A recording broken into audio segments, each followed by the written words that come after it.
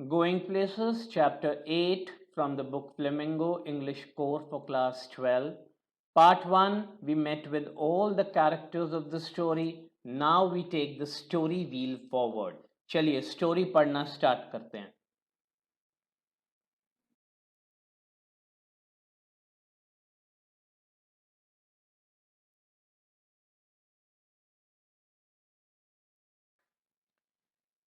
AR Barton कोई time waste नहीं करते. वो स्टोरी के स्टार्ट में ही बता देते हैं कि स्टोरी है सोफी नाम की एक टीनेजर की जो हीरो वर्शिप में बिलीव करती है. उसके अपने कुछ आइडल्स हैं.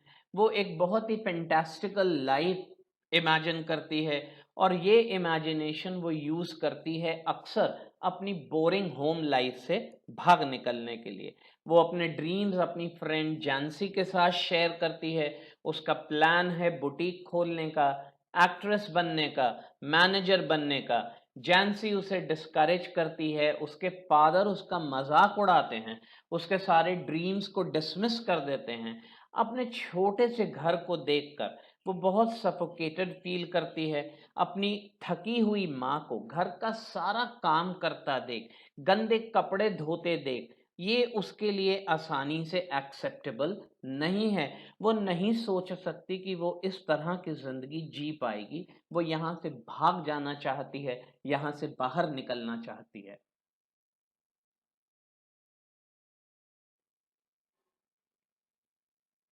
वो नोटिस करती है घर के काम में लगी हुई माँ, उसकी बैक धीरे धीरे झुकने लगी है.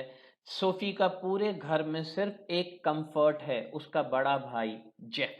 वो ऐसा मानती है कि सिर्फ जेफ है जो उस बोरिंग लाइफ से कभी कभी उसे बाहर ले जा सकता है. वो ये मानती है कि जेफ की अपनी एक बहुत ही इंटरेस्टिंग लाइफ है. वो अलग बात है कि जेफ एक्चुअली ऐसी लाइफ नहीं लीड करता. वो बहुत ही इंट्रोवर्ट, बहुत ही शाय लड़का है जिसका पैशन है फुटबॉल. उसका फेवरेट प्लेयर है डैनी केजी. उसको इम्प्रेस करने के लिए, उसको प्रिपेयर करने के लिए कि वो उसे अपने साथ अपने दोस्तों से मिलवाने ले जाए, सोफी एक कहानी बना बैठती है कि वो उसके फेवरेट प्लेयर से मिली एक मॉल में. और ना सिर्फ वो ये कहानी बनाती है, वो ये इमेजिन करती है कि जेफ उसकी कहानी को सुनकर बहुत एक्साइटेड हो जाएगा और वो उसे कहेगा कि उसके साथ चले और उसके दोस्तों के साथ उस स्टोरी को शेयर करे.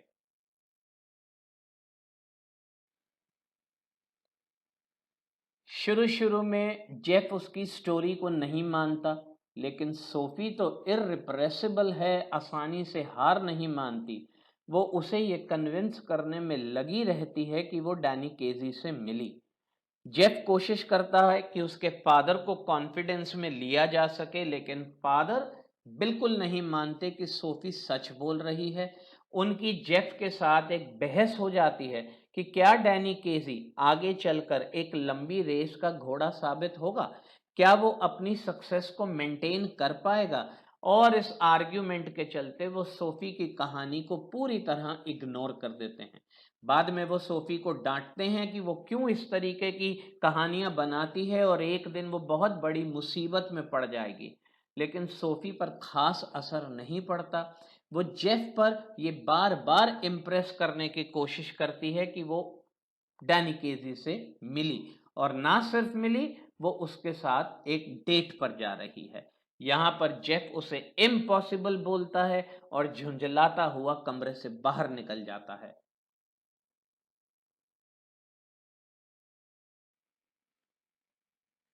कुछ समय बीतते, जैंसी भी सोफी से पूछती है क्या वो डैनी केजी से मिली.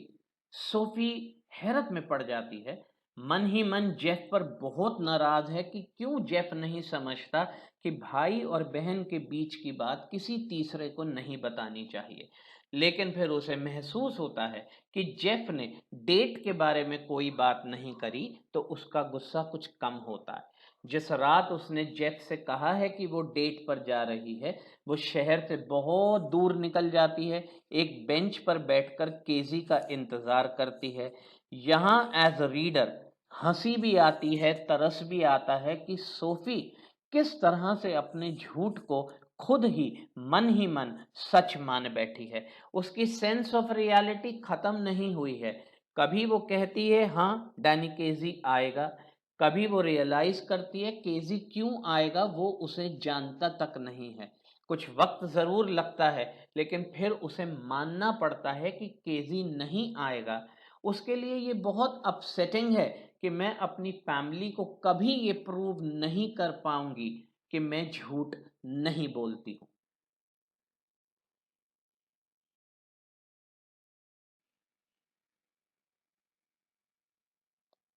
वो गुस्से में है इसलिए नहीं कि वो डैनी केजी से नहीं मिल पाई है, बल्कि इसलिए कि अब घर जाकर बताना पड़ेगा कि डैनी केजी नहीं आया।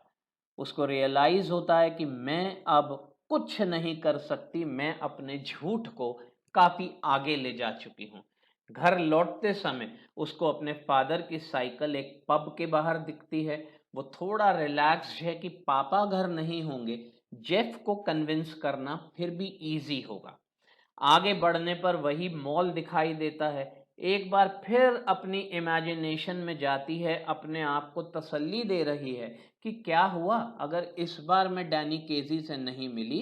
कौन जानता है कि मुझे भविष्य में फिर ये मौका मिले। और फिर एक बार वो अपनी उस पूरी स्टोरी को इमेजिन करती है जो उसने जेफ को बताई है। हाँ, वो डैनी केजी को देखती है, लेकिन कहाँ। ये स्टोरी का कंक्लूडिंग पार्ट है जहां पर बाटन हमें बता देते हैं कि जो लो मिडिल क्लास लोग होते हैं, जो मिडिल क्लास लोग होते हैं, उनकी फैंटेसीज को पूरा कर पाना एक बहुत ही इम्प्रॉबेबल ड्रीम होता है। स्टेडियम में मैच चल रहा है, 50,000 लोग बैठकर उस मैच को देख रहे हैं। सोफी उस 50,000 की भीड़ में एक है। पूरा स्टेडियम सांस रोककर बैठा है कि क्या केजी अपनी टीम को जीत दिला पाएगा। और केजी ने गोल क्या किया कि पूरा स्टेडियम में सीटियां तालियां गूंज गईं। और वो उस पूरे सेलिब्रेशन का सिर्फ एक छोटा सा हिस्सा। मैच खत्म हुआ, भीड़ अपने अपने घरों की तरफ लौटी और सोफी भी अपने घर की तरफ लौटी। डैनी केजी उसकी एग्जिस्टेंस के बारे में जानता भी नहीं है। यही गोइंग प्लेसेस होता है कि एज टीनेजर आप अपने सपनों को जितना दूर ले जाना चाहें ले जा सकते हैं। ये तो वक्त ही बताता है कि वो सपने पूरे हो पाए या सिर्फ सपने रह गए।